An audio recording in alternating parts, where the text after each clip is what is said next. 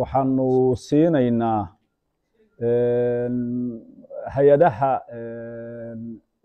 network-yada localka ah ee Soomaaliya ka shaqeeya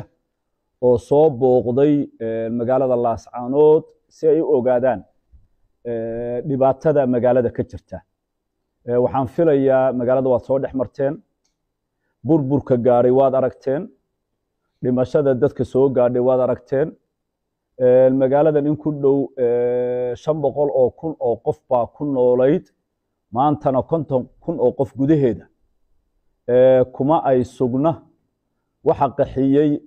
daadad iyo duufaano iyo dhulgariir iyo dhibaato kale oo ka dhacday maaha, waa duulaanka iyo xabadda iyo madfaca maamulka Somaliland. dhimashadu 150 madaxay la galaysaa in ku dhoweeye, dhaawacu 500 kor buu u dhaafay. guryaha dumay madaafiicdu ku dhacday, xaafado dhan baaba horta baaba'ay oo aan la geli karayn oo dhulka la siman. intii aad aragteen idinku ishiinna ku soo aragteen waxaan umaleeyaa kuntameeye inay tahay. rag iyo dumar bale xabaal wadareedadii markii la kala aasi kari waayey, cagafta lagu aasayey waad arkayseen. waxaasi wax indhaha laga qarin karo ama muuse uu dadi karo ama uu oran karo argagixisaa meesha ku dagaalamaysa ama uu oran karo nabadgelya ka jirta iyo barwaaqo iyo bashbash ma ay aha. waana wax lagu xisaabtami doono oo waa war criminal. dembi dagaal baa magaaladan ka dhacaya cad. maanta meel kale oo adduunka ka dhacayaan Ukraine ahayn, ay court ha noqoto ama United Nations ha noqoto ama ha noqoto IGAD. dacwadeedana ilaahay dukuro yahay meel la'aan dhici mayso dhinaca international community-ga. dhinaca yagana waxaanu ilaawi doono ma ay noqon doonto. warbixinta waad haysataan. annagu dad self defense ku jira oo naftooda iyo guryahooda iyo maalkooda iyo sharaftooda ilaashanayaan nahay. inta qof naga nool yahayna xaaladaasaanu ku sugnaanaynaa ilaa aanu ku guulaysanayno inaanu dadkayaga iyo dalkayaga aanu u madax bannaanaano. qiimo kasta oo ta noloshu ay u qaalisan tahay, oo ta maalku ay ku xigto, oo ta hantidu ay ku xigtana waanu gelinaynaa. waxaanu ilaahay ku mahadinaynaa maanta taa in aanan ku kala qaybsanayn, in dhibaatadii ayna soo kartay enough is enough ay tahay. maanta in geeri iyo gobonnimo wax nooga dhaxeeya ayan jirin. waxaan ugu baataa ilaahay kula Soomaalida kale arrintan arrin indhaha laga qarsan karo ama laga aamusi karo ama iska tegaysa inayan ahayn. waxtarku wuxuu ku jiraa in qofka khaldanna khaladka loo sheego la yiraahdo muusow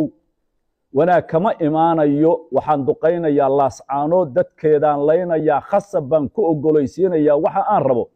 wanaag ka imaanaya. ma uu jiro in lagu kala dhinto, dhimashadu badato, labada dhinacba la kala go'o, colaadu fido, geeska Afrika ay wada gaadho,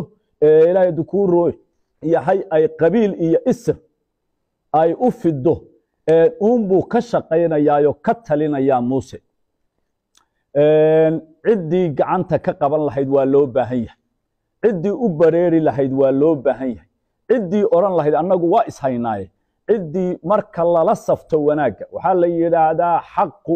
xaqdarradu waxay tanaadaa oo ilaahay hadduu kuu roon yahay kor u kacdaa marka xaqu aamuso.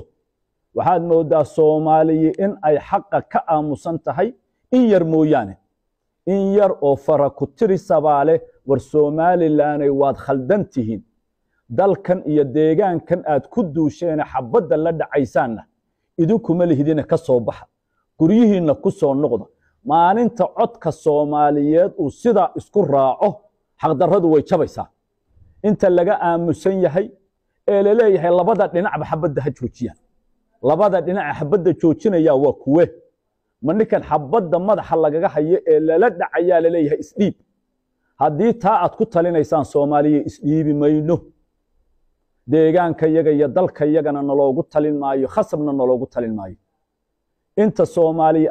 iyo international community-gan qoranaya leh labada dhinac waxaan u sheegaynaa in ay xabad joojinta ama xaaladda ay hoos u dhigaan arrinta ku soo dhawaada cidda khaldan khaladka loo sheego calina garle caydiidna garle nabadgelyana ku imaan mayso horumarna kuma imaanayo maanta waxaan u malaynayaa warbaahintii Soomaaliyeed ee localka ahayd iyo warbaahintii caalamiga ahaydba waa ay timid waana ka makhraati waxaanu sheegaynay waa nala arkay waad baahin doontaan hadday dhimasho tahay iyo hadday burbur tahay iyo hadday madfac tahay dagaalkii ugu adkaa shalay baa magaalada lagu soo qaaday dagaalkii ugu adkaa nasiib wanaag warbaahintu waa joogtay arrin la isku tuurtuuri karo ma aha waxaan u malaynayaa inaad duubteen dadkoo isdifaacaya iyo duulaan lagu hayo marka insha Allah taala waan qabo xabad baan kugu dilayaa madfac baan kugu dhufanayaa dhaawacaagaan dilayaa dhakhtarkaagaan burburinayaa dee waa la garanayaa ilaahay hadduu kuu roon yahay international mar labaad iyo mar saddexaad aan leenahay arrinta haddaad rabtaan inaad dhexdhexaad ka noqotaan cidda khaldan cambaareeya oo qabta hoos u yaran kuleh waxaan insha Allah taala intaa ku dari lahaa meeshan dhimasho iyo dhaawac badan baa ka yimid dagaalkan ninkii dhintay iyo gabadhii dhimatay iyagoo xaqu dirir ah bay dhinteenoo maanta meelin ka wanaagsan meeshay joogeen bay tageen dhaawicii barakacayaashii xilli adag bay ku soo beegmay dagaalkana lagu soo qaado adduunka iyo dowladda Soomaaliya iyo international community-ga waxaanu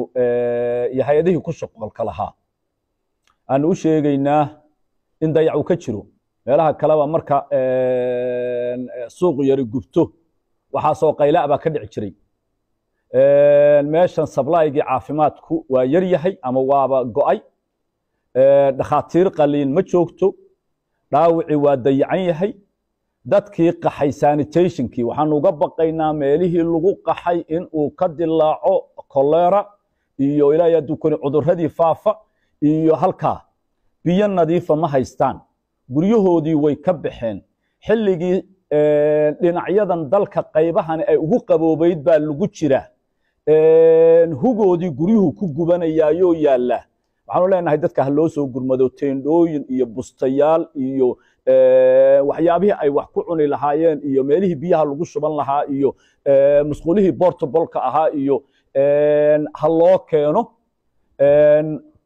dhakhtarada shaqaynaya ee dhaawacyada la geynaya laascaanood ku yaalla kala bayd ku yaalana supply-gi caafimaad uu ka go'an yahay hal la soo gaaro inahaasaanuna international community-ga aanu u sheegaynaa waxaan kaloo ku daraynaa international community-gu meelaha kaleba marka ay ka dhacaan dhibaato cidda samaynaysa waa la cambaareeyaaye